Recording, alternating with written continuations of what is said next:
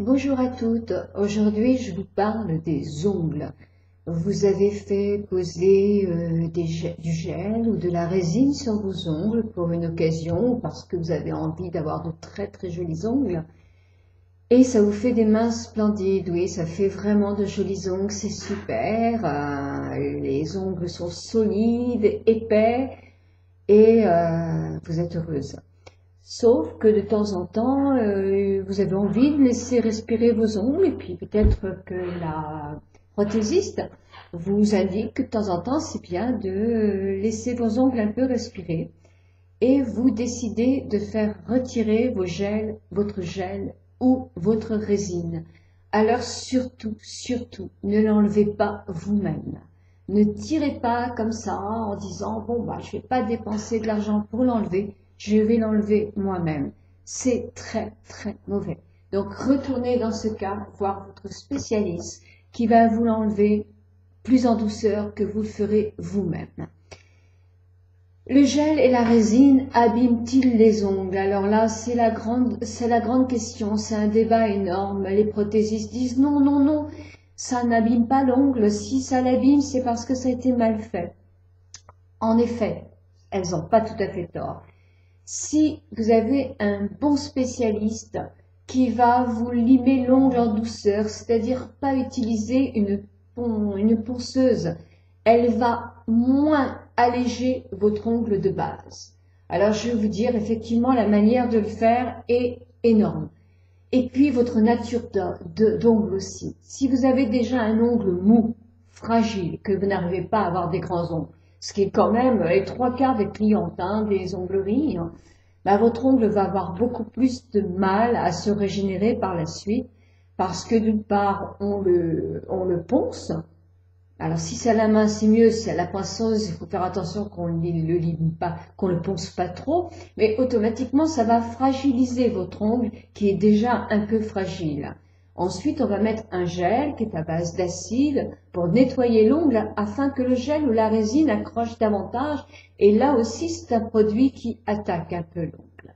Donc, au moins, quand vous le retirez, retournez voir cette personne, cette spécialiste, pour que on n'arrache pas encore plus de kératine sur l'ongle et qui va rendre votre ongle très très fragile. Donc si c'est bien fait par une spécialiste, votre ongle il va se récupérer beaucoup plus rapidement que si effectivement vous le faites vous-même et que vous avez aussi de temps en temps affaire à une spécialiste un peu moins spécialisée, on va dire, dans la pose d'ongle. Donc allez toujours voir une pro, vraiment une pro, qui va utiliser plus le ponçage manuel que le ponçage avec la ponceuse électrique, ce qui va plus vite mais qui est beaucoup plus mauvais pour l'ongle. Donc quand vous avez de toute façon, souvent les femmes qui ont de très bons ongles, très solides, elles ne vont pas se faire poser des faux ongles puisqu'elles en ont des naturels. Alors moi je parle à celles qui effectivement ont les ongles après avoir du gel ou de la résine qui sont détériorés et abîmés. Alors vous allez les limer avec une lime qui n'est pas une lime en acier. Ça va les fragiliser encore plus.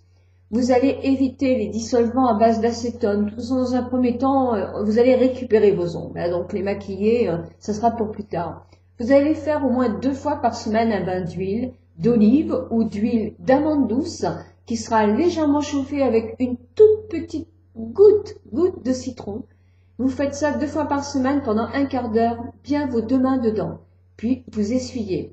Vous allez acheter une crème ou un maquillant un protecteur pour les ongles qui sera ou chez Ecrinal, il y en a d'excellents en pharmacie, ou chez Navala, aussi très très bon, ou chez Nivea. Vous voyez, il y a de très très bons produits. C'est une base transparente, vous allez le mettre, ou une crème quelquefois que vous massez autour des cuticules, et la base fortifiante, vous la mettez pour protéger votre ongle. Ça fait comme un vernis un peu incolore.